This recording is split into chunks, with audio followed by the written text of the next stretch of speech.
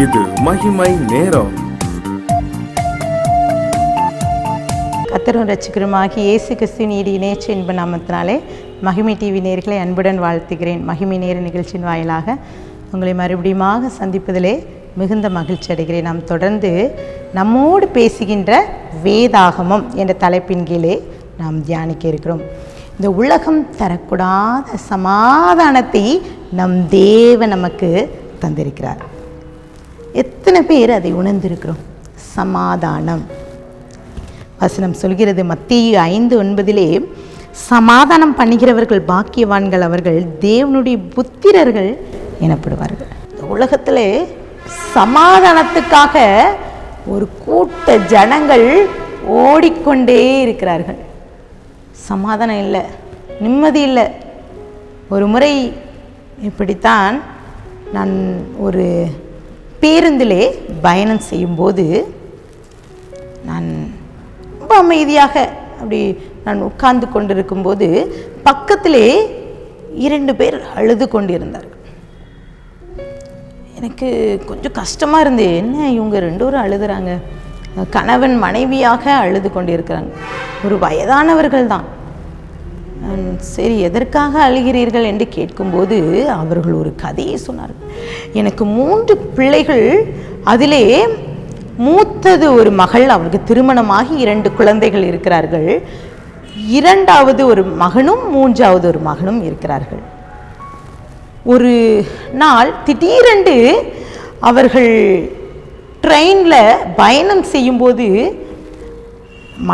மகள், 2 பிள்ளைகள், அந்த 2வது மகனும் அந்த ட்ரெயின் ஆக்சிடெண்ட்டில் இறந்து விட்டார். இப்போது இருக்கிறது ஒரே ஒரு மகன்தான். எனக்கு நிம்மதியே இல்லை. அந்த ட்ரெயின் அந்த ஆக்சிடெண்ட்லேருந்து என் மகன், என் பிள்ளைகளை இழந்ததுக்கு பிறகு எனக்கு நிம்மதி இல்லை என்று சொல்லி அழுதார்கள். நான் எங்கெல்லாமோ சென்று கொண்டு வருகிறேன். அவர் புற மதத்தினர். அவர் ஆண்டவரை பற்றி கொஞ்சம் அறிந்திருந்தார். அவர்களுக்கு நான் பேசிக்கொண்டது, இந்த உலகம் தரக்கூடாத சமாதானத்தை கர்த்தர் உங்களுக்கு தருகிறார் என்று. அவர்கள் ஃபோன் நம்பரை தந்தார்கள். பல நாட்கள் என்னோடு பேசினார்கள். அவர்கள் சொன்னார்கள், இரவிலே தூங்க முடியவில்லை, சாப்பிட முடியவில்லை, நித்தம் அழுவார்கள்.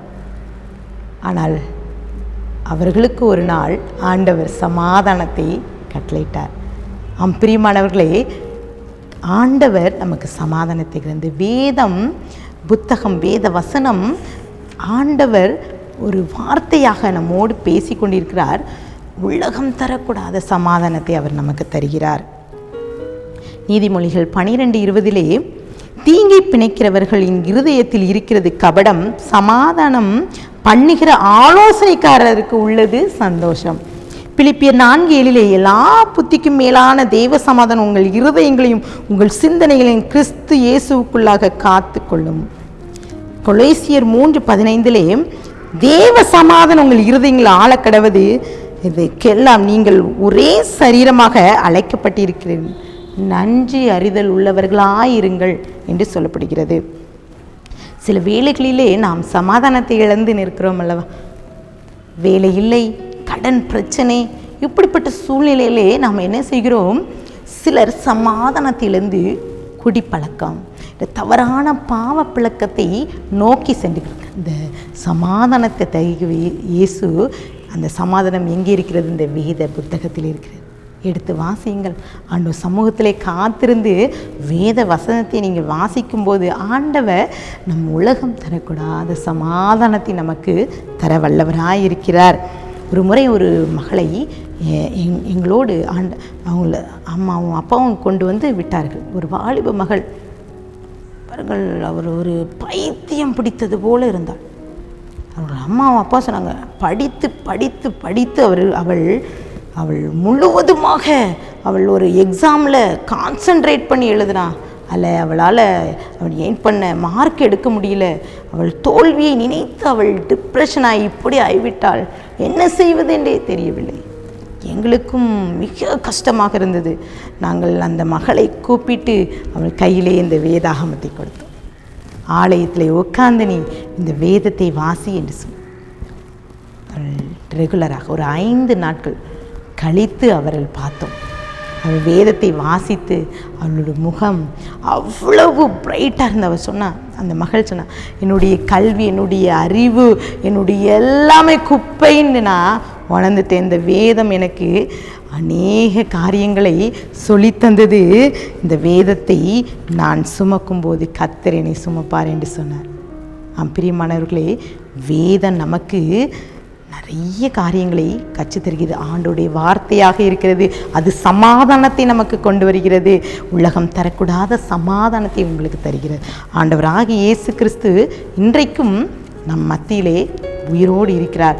உங்களுக்கும் அந்த சமாதானத்தை தர வல்லவராய் இருக்கிறார். சங்கீதம் 37:31 அவனுடைய தேவன் அருளிய வேதம் அவன் இருதயத்தில் இருக்கிறது, அவன் நடைகள் ஒன்றும் பிசக்குவதில்லை என்று சொல்லி குறிப்பிடப்பட்டிருக்கிறது. சங்கீதம் 19:7 கர்த்தருடைய வேதம் குறைவற்றதும் ஆத்துமாவை உயிர்ப்பிக்கிறதுமாயிருக்கிறது, கர்த்தருடைய சாட்சி சத்தியமும் பேதையை ஞானியாக்கியுமா இருக்கிறது. மல்கியா 2:6 சத்திய வேதம் அவன் வாயிலிருந்து அவனுடைய உதடுகளின் அநியாயம் காணப்படவில்லை, அவன் என்னோடைய சமாதானமும் யதார்த்தமாய் சஞ்சரித்து அநேக அக்கிரமங்களின்று திரும்பினான்.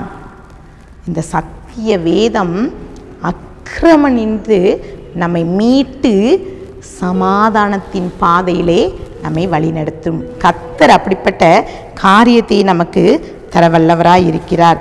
ஆண்டவர் சமூகத்தில் கேட்கப்போமா, ஆண்டவர் இந்த சமாதானத்தை எனக்கு தாங்க, இந்த வேதத்தை எடுத்து வாசிங்க. ஒருவேளை சமாதானம் இல்லாமல் இருக்கீங்களா? குடும்பத்தின் குழப்பத்தோடு வறுமை நினைத்து, வேலை இல்லாத நிலைமை நினைத்து, கடனை நினைத்து சமாதானம் இல்லாமல் இருக்கீங்களா? ஆண்டவர் சமூகத்திலே காத்திருந்த வேதத்தை எடுத்து வாசிங்க.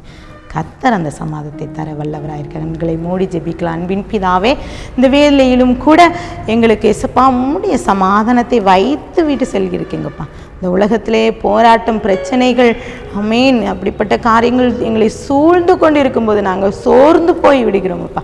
சோர்வுலேருந்து எங்களை தூக்கி வெளியே எடுத்து எங்களை இயேசுப்பா மீட்டு எங்களை இந்த உலகத்திற்கு உம்முடைய அறிவாகிய ஒளியை இந்த வேதத்தின் மூலமாக நீங்கள் பேசுகிறீர் என்பதை நாங்கள் அறிந்து கொண்டு உடைய சமாதானத்தை நாங்கள் பெற்றுக்கொள்ள நீங்கள் கிருபை தாங்க. உடைய கரத்திலே நான் கொடுக்கிறேன், தாழ்த்துக்கிற உண்மையாக்கிறேன். மீட்பர் மூலம் கேட்கிற பிதாவே, ஆமீன்.